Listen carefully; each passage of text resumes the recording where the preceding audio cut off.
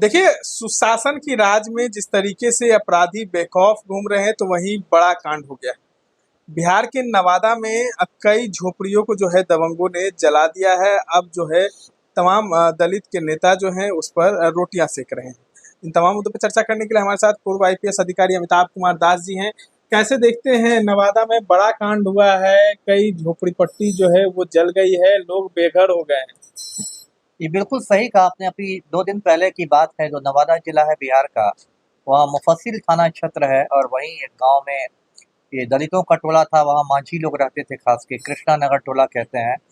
वहाँ दबंग लोग आ गए और उन्होंने घेर लिया टोले को। पहले उन्होंने गोलीबारी की, गोलियां चलाई लोगों को आतंकित करने के लिए, और फिर 80 घरों को फूंक डाला है। तो उसके बाद बहुत सारे लोग उसमें बेघर हो गए हैं। उनके उनके अनाज जल गए हैं, उनकी मवेशियां जल गई हैं, 1-2 लोग लापता बताए जा रहे हैं।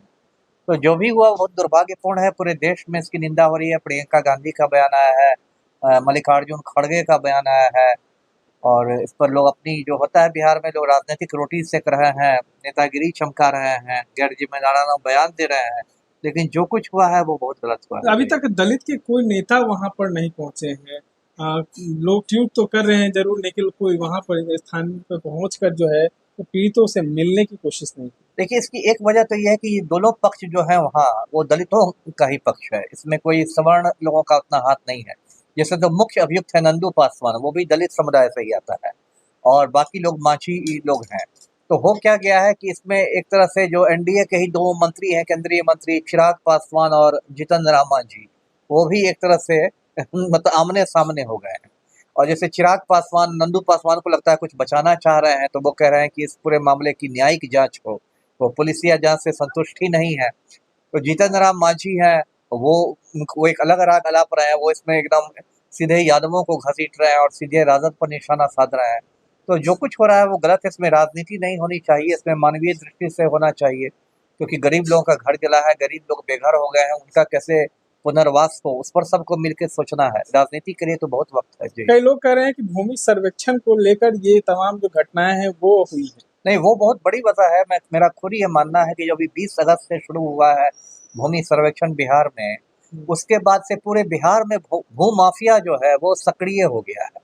और हर जगह गरीबों की जमीन पर भू माफिया की, आप कह सकते हैं, गिद्ध दृष्टि है, बुरी नजर है।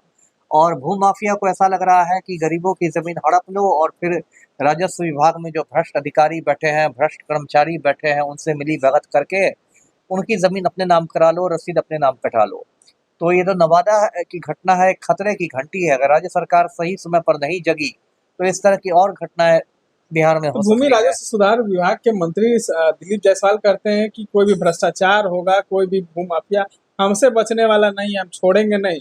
अब ये मैं क्या कहूँ, तो नेताजी की जुमलेबाजी है ना। तो नेताओं का काम ही जुमलेबाजी करना। दिलीप जायसवाल ने तो अपना फोन नंबर सार्वजनिक कर दिया था। मैं अभी फिर चर्चा कर दूं आपके चैनल पर, 94 309 और 5 बार 1। ये राजस्व मंत्री दिलीप जायसवाल का, कहते हैं, व्यक्तिगत नंबर है, और उनका कहना है कि इस पर कर सकते हैं लोग शिकायत। लेकिन 1-2 बार मैंने जब किया है तो वो तो या तो व्यस्त आता है या फिर कोई उठाता ही नहीं है। तो ये सब नौटंकी है। ये सब जानते हैं कि बिहार में भू माफिया बहुत शक्तिशाली है और राजस्व विभाग में भ्रष्टाचार चरम पर। जी। तो क्या लगता है कि जो नवादा में घटना घटी है उसमें जो अपराधी लोग हैं उसको सत्ता पक्ष या विपक्ष दोनों बचाने में लगे हुए हैं, या विपक्ष के भी नेता, क्योंकि अभी तक तो गए नहीं है वहां पे। ये बिल्कुल सही कहा आपने। कार्य से तो तेजस्वी यादव को जाना चाहिए था। तो विपक्ष के नेता है तो उनका तो ये धर्म बनता है कि वहां जाते, लोगों के आंसू पोंछते और हमलावर होते हैं। पलटू राम को जाना चाहिए था, वो मुख्यमंत्री हैं। अनंत सिंह को यदि जुकाम हो जाता तो पलटू राम नंगे पैर दौड़े जाते ददबा। लेकिन इतने लोग बेघर हो गए हैं, जल गए हैं, तो ये बैठे हुए हैं पटना में ही मीटिंग मीटिंग खेल रहे हैं। तो मतलब गरीबों के प्रति सब लोग उदासीन हो गए हैं। ये बहुत दुर्भाग्य का विषय है। ये केंद्रीय मुद्दा बन गया है, क्योंकि केंद्र में कांग्रेस की जिस तरीके से अध्यक्ष हैं मल्लिकार्जुन खड़गे, वो भी इस पर जो है अपनी संवेदना व्यक्त कर रहे हैं। प्रियंका गांधी हो, ये तमाम नेता जो हैं वो लगातार इस मुद्दे पर जो है निगरानी बनाए हुए हैं।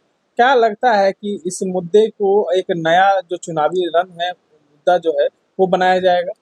ये मुद्दा तो है ही बड़ा। देखिए, दलितों पर ऐसा अत्याचार हुआ है बिहार में, और जहाँ सुशासन का ढोल बजाया जाता है तो हाँ। वहाँ तो राष्ट्रीय स्तर पर इसकी निंदा होगी ही। दर्शकों को याद दिला दूं कि 1978 में इसी तरह बिहार में ही बेलछी कांड हुआ था। हम लोग से बच्चे हुआ करते थे और बेलछी में ऐसे ही दलितों का नरसंहार हुआ था। पटना जिला में ही बेलछी है और उस समय इंदिरा गांधी विपक्ष में थी और बेलछी में ऐसी सड़कें थी कि गाड़ी जा नहीं सकती थी।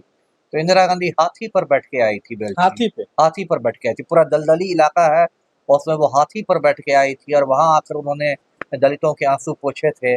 और माना जाता है कि एक तरह से इंदिरा गांधी की जो वापसी हुई सत्ता में, तो उसकी शुरुआत उनके बेलछी यात्रा से ही हुई। जी। तो आपने तमाम बातों को सुना और नवादा कांड पर जो है लगातार पूर्व आईपीएस अमिताभ दास जो हैं वो भी निगरानी बनाए हुए हैं और तमाम जो नेता हैं जो दलित समाज से आते हैं, चिराग पासवान हो या जीतन राम मांझी, अभी तक जो है पीड़ित से मिलने नहीं गए हैं और लगातार जो है निखिल वो लगातार जो है अपराधियों की गिरफ्तारी की मांग कर रहे हैं। इस तरह के तमाम अपडेट्स के लिए बने रहे हमारे साथ।